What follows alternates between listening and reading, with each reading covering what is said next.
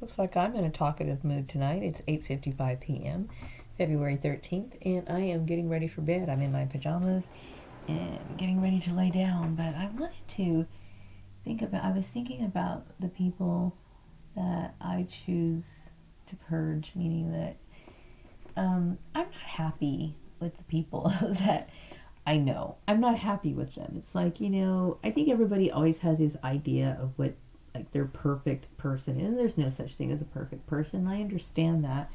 And I can accept faults and stuff. But there's certain things about people that I find really unappealing. So much so that um, I can't respect them. I don't want to have a relationship with them. I just don't want to have anything to do with them. And I think about the people that in my past, like my ex family, and then Joel's family, and all these people. And I maybe it's just I have very high standards. I guess my standards are too high. But when I think of what people respect in the world, why some people have the ability to have so-called authority, or how like for example, my ex-brother-in-law, or Joel's mom for that matter, how these two individuals to me conduct what I consider to be shady business. They do things that are wrong, and yet they break the law. They impose their views that are warped, and yet still they have people to call. They still have people to negotiate with. And I hate to bring up racism, but I know that does play a part in it. And so, but these are not the kind of people I want in my life. I think when I was younger, and even all the way up to like my mid 40s, I was thinking, gosh, I really want to find people. And I always had these ideas of what a person would be, the kind of people I want to associate with, people that I choose to associate with, the kind of people that I am, you know, I feel so much love and so much joy knowing that my affection and my concern for them just comes naturally. And, and those are very rare people. Very rarely do I find that in a person. And I wanted to talk about, you know, um, the kind of person that I want in my life. For a friend, for example, I want a kind of friend who respects me. Not everybody agrees with the things that I like, and I'm not going to always agree with certain things other people like. But what you do is you recognize that this person is an individual, they have their life, and you have a mutual respect for them. And, it's been very difficult for me to feel any warmth towards people. Obviously, because when you're a targeted individual, you always question, why is this person asking me questions? Why does this person want to talk to me? And the sad part is you can't help it, because you know that there is a situation in place where people are doing these sort of things to you. So you don't feel comfortable. So you basically just conduct your business, like if you're going to the grocery store, you're buying groceries, you deal with the polite conversation, how's the weather, that sort of stuff. But you never feel like I want to follow up on people that initiate sort of friendships with you. And that's unfortunate, because everybody wants to have friends, but I understand all too well what it's like to be betrayed, or having to deal with double agents. And what I think the community doesn't understand, maybe they do understand that my family is abusive to me. Maybe they are finally starting to see that that's abuse. When somebody goes and tells another person, do this to another person, and then they manipulate your employment, and then they're trying to force another person. There's nothing, first of all, I'm going to say right now, there's nothing wrong with me.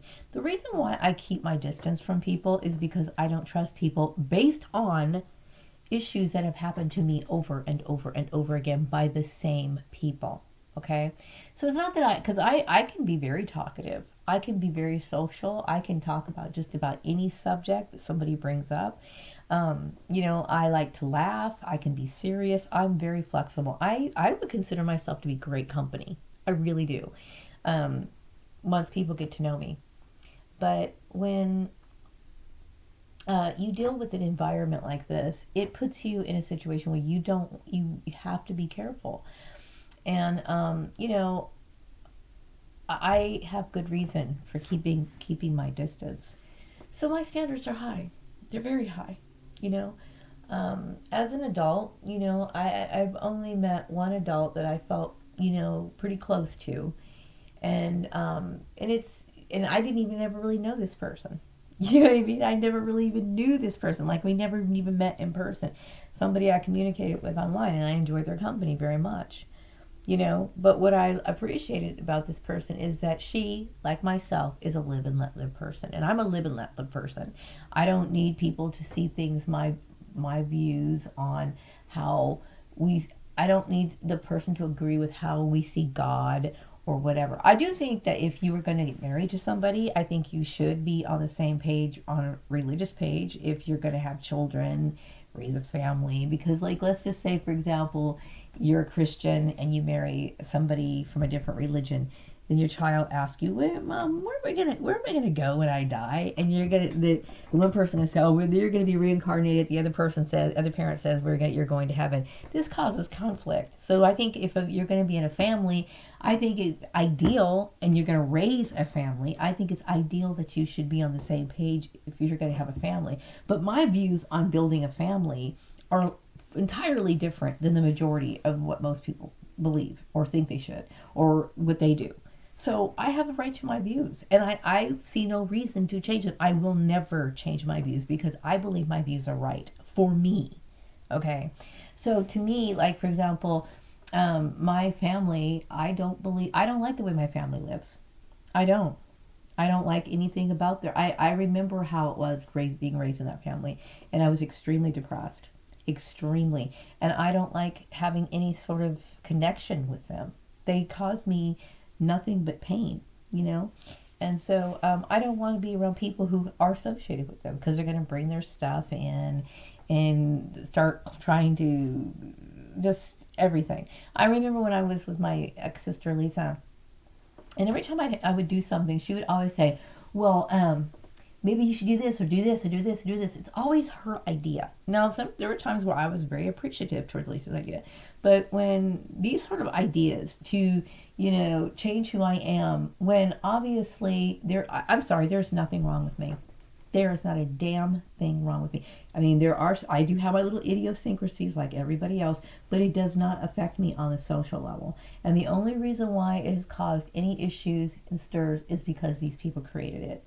I have every right to my hobbies, okay? I have every right to not be a part of their cult religion, which I won't be a part of their cult religion. You could try to force a person into, you could withhold employment, you could do all this stuff. But the thing is that, so if I was to join their church, what would that do? It's not going to be valid in the eyes of God. Not really. It wouldn't be. It's unfortunate that I was even born in that family. It really is. I'm so sorry I was born in that family. I can't tell you. It's a curse. I would say that I was born under a curse. To be born into a family like that is a curse. It's a curse, and I think that my ex-brother-in-law just added to the problem. But, I'm okay on my own. I remember being kind of a loner when I was growing up. I mean, I had little playmates and friends and stuff like that. But really, I always felt this sense of like, well, I'm by myself, even when I'm with other people. So I never felt like, that I ever really fit in. Like, you could try to fake it, you could try to pretend to fit in, but you're never going to really fit in. Like, I know when I'm not feeling the vibes of other people, I just get really quiet and just want to get the fuck home. That's exactly what I do. I just like, my God, I can't stand being around these people. Can't wait to get, and it would never work. I either have a chemistry with people or I don't. It's that way or I can't fake that. You can for only so long. Like, you could be polite or whatever. And it's not that I want to be distant towards people, because I don't. But I have to deal with this reality that my family, their demonic behavior has rubbed off on a lot of people. And I do believe that it's demonic. And I know if you're one of these people who claim to be Christian, don't sit here and roll your eyes at me talking about demonic issues, because if you're a Christian, you know that demonic forces are real. You know that they are, okay? And if you don't believe it, then I don't really think that you're a Christian, okay? These kind of things are real, okay? And jealousy is one thing that can really amp up demonic possession. It could actually start it. But anyway, I would like, it would be nice if I did have like a girlfriend that I could do things with. And and I visualize what she would look like and how she would be. I do that. But the thing is, it's like, I'm realistic. I have to understand that I could very well end up being completely alone for the rest of my life. And I would rather be alone for the rest of my life than deal with a fake friend. I don't want to deal with fake people. I cannot stand them. The kind of people that smile in your face, and the minute they leave your house or whatever, they're behind your back, they're sitting here talking about you. And there's too many of that. You know what I mean? I have a very sincere, loving heart. When I care about somebody, I mean, they're always on my Christmas list. I may be able to afford to get them much, but they're always on my Christmas list. You're going to get a Christmas card. I'm always going to tell you that I care about them, or imply it in some way. I will give them as much affection and care as I possibly can. But I cannot do that with people that I feel suspicious or leery of. I can't. I'm not saying that I'm not perfect. I've made mistakes in the past. But I'm not, I like my life the way that it is. I do. I like my life the way that it is. I like my hobbies. I like my views. I like my philosophy. This is my philosophy. My philosophy in life is one that's based on facts, and it's not based on, trying to win a competition or whatever. It's based on what is real. And I don't adapt or accept the views of my family. I don't. And I have every right to believe the way that I want to believe and see the world that it is. And, come what may. That's unfortunate, but that's the way it has become. I don't like the fact that these people have threatened my life in this manner, because it is life-threatening. When you sit here and play these sort of games and try to put pressure on somebody, you put a person in a program like this, and it's wrong. It's wrong. I think my family, to me, they are the epitome of evil, period. And there is nothing that anybody can say that's going to convince me otherwise. My family is evil. They are straight up, to me, demonic people. And anybody who accepts or aligns with them, to me, are demonic as well. And I don't want to have anything to do with them. Demonic is anybody that, mistreats you and thinks it's funny to mistreat you. Somebody who wastes your time, somebody who wants to call you in for job interviews, knowing that you're broke. You're broke. I mean, I have very little money left, okay? Very little money. I called my bank account a couple days ago. Okay, I have a little bit of cash here with me, very little. And then I had some money in my bank account. And I'm like, I'm trying to eke it out as much as I possibly can. And these people think it's funny to waste your time. Now, I don't know if this lady over at the last interview was legit or not. Time will tell, okay? But still, it's like, if somebody who does that is fucking evil, you're an evil goddamn monster. That's what you are. And especially if you're putting a religious spin on it. Then I know that I'm dealing with the demonic. So, and you're not going to change my view on that. You're just not. So if you want to get more information, you start cracking open your Bible and seeing exactly how evil this shit really is. So anyway, I'm going to wrap up this video. I hope you all have a wonderful evening. I care about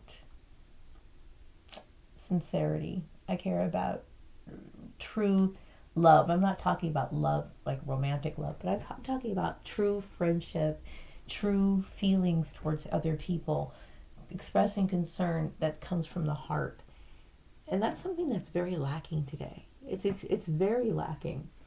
But once you do find it, and you find the people that are special, that's like nothing. You can't even, there's no comparison, or there's nothing that compares to something that is a real true bond, like the true love that you feel for a true friend, or your child, or your some people have great relationships, love relationships. They're rare, they're very rare. But if you find a true romantic relationship that is reciprocal, and it's a long-term one that's unshakable, if you found that, you know, knock on wood, because that's rare. But if you find it, that's great. But the point is, it's that it should be sincere. And some people, you know, have good family relationships. I remember going to a family's house many years ago, back in the 90s, and I was surprised at this family. I mean, this family was, you know, the dad even kissed the son on the cheek, and they were all hugging, and I'm like, gosh, this family is so loving. You know, some people are blessed. That is a blessing. If you have that, that's a blessing. If you have a family that loves each other, encourages each other, wants each other to grow, and respects the individual rights of the other family, and not only that, but encourages it and protects that, um, then you're a truly blessed person. You're blessed. You have a blessed family, and good for you. Wrapping up this video. Be back with another one later.